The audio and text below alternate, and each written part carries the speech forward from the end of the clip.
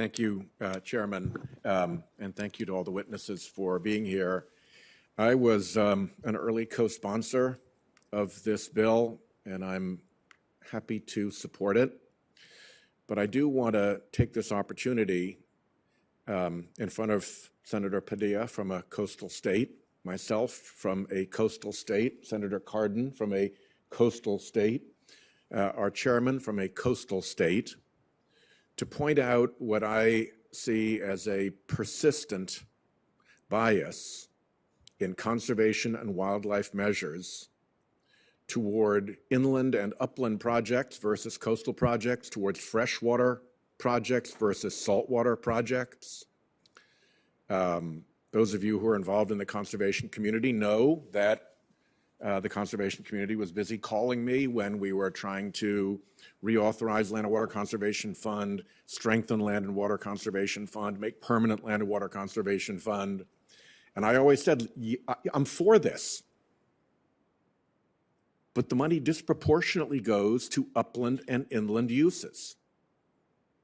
There's a huge discrepancy between what inland states get and what coastal states get if you adjust for population. And then when you go to the coastal states and you adjust for whether it's an inland and upland use as opposed to a coastal use, the bias gets even worse.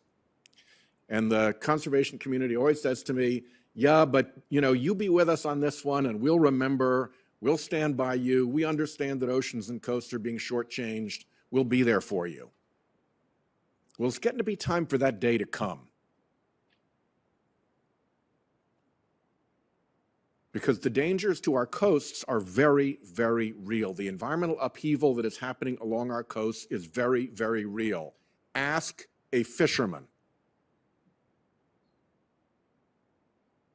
We've got refuges in Rhode Island, and they're all coastal. And they're all subject to sea level rise.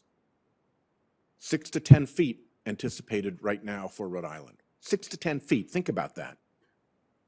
And you put a storm behind that, and you've added that much sea level rise, and it's piling up on the shore. It's not just 6 to 10 feet any longer. It's not just bathtub levels. Now it's blasting these refuges right off our coast.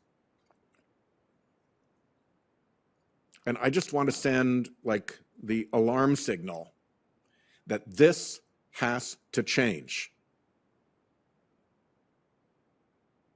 And I hope that, I don't know how I can make that any clearer. And as we work towards getting this bill done, which I support, I think it's going to be really important for those of us from coastal states to get reassurance that this isn't just going to go to more inland, upland, and freshwater resources. I'm preparing a bill to change the name of the Land and Water Conservation Fund to the Upland and Freshwater Conservation Fund. Let's at least call it what it really is. And then we can address the problem of how we protect oceans and coasts in parallel. I don't know if that's going to get very far. I doubt it will, but it will for sure make the point that we've got to fix this. On behalf of coastal states everywhere, the days of the conservation community saying, don't worry, your day will come. Someday, in the dim and distant future, someday we'll show up and help you. This has to be that day. I've been here quite a while now, and I've been fobbed off and fobbed off and fobbed off over and over again. And, I'm sorry, Mr. Chairman, but enough. There's a point where even a patient man's patience is exhausted. So, Senator? And if we could go ahead and feel free to respond. And also, there's been a lot of talk about the Endangered Species Act. You might want to talk a little bit about how applying this effectively will actually head off species being listed and would actually be quite a good thing with respect to the Endangered Species Act.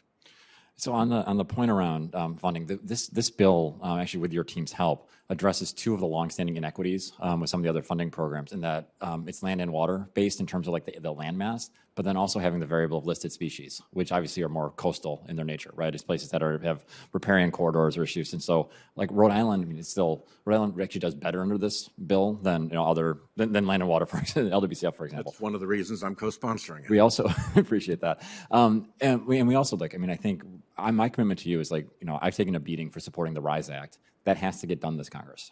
Because if we don't figure out the allocation issues for the revenues coming from from offshore wind and everything else, we'll never get ahead of it. So I'm shoulder to shoulder with you on that. We'd like to see that done, very close, very, very quickly. On the last point, we know that if we can save species before, and it's just like emergency medicine. If we can, do that preventative medicine before you're in the emergency room, it's cents on the dollars compared to trying to do it after you're already in kind of triage mode.